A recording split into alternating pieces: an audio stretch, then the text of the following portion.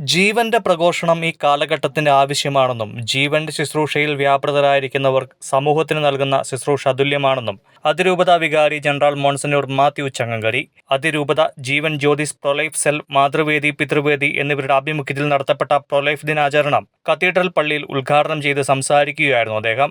അതിരൂപത director father Sebastian Chamakkala, sister Cherupushpam എന്നിവർ ദിവ്യകാരുണ്യ ആരാധന നയിച്ചു. അതിരൂപത പ്രൊലൈഫ് കോഓർഡിനേറ്റർ എബ്രഹാം പുത്തൻകളം സന്ദേശം നൽകി. ജപമാലയ്ക്ക് ടോമിച്ചൻ കാവാലം, കൊച്ചുറാണി മാത്യു എന്നിവർ നേതൃത്വം നൽകി. അജാത ശിശുക്കൾക്കായി പള്ളിയങ്കണത്തിൽ സ്ഥാപിച്ചിരിക്കുന്ന സ്മാരകത്തിൽ മോൺസിഞ്ഞോർ ചങ്ങങ്കരി പുഷ്പാർച്ചന നടത്തി. പെരുന്ന ബസ് സ്റ്റാൻഡിലേക്ക് പ്രൊലൈഫ് ദിനാചരണ റാലിയും സംഘടിപ്പിച്ചു. Father Sebastian Chamakkala, Abraham Puthenkalam, Joshi Kollapuram, Reji Azhamchira, Baiju Alancherry, Prince Chakkala, Abraham Kiliyattusserry, Tomichan Kavalam, Bobby Thomas, Lalappan Nellickal എന്നിവർ പ്രസംഗിച്ചു. ഗർഭപാത്രത്തിന്റെയുള്ളിൽ ജന്മമെടുക്കും തന്തു ജീവന, മർത്യജീവന, അതു ജീവന, മർത്യജീവന.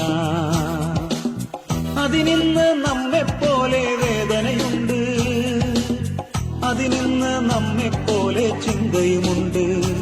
അതു ജീവന, മർത്യജീവന, അതു ജീവന, മർത്യജീവന.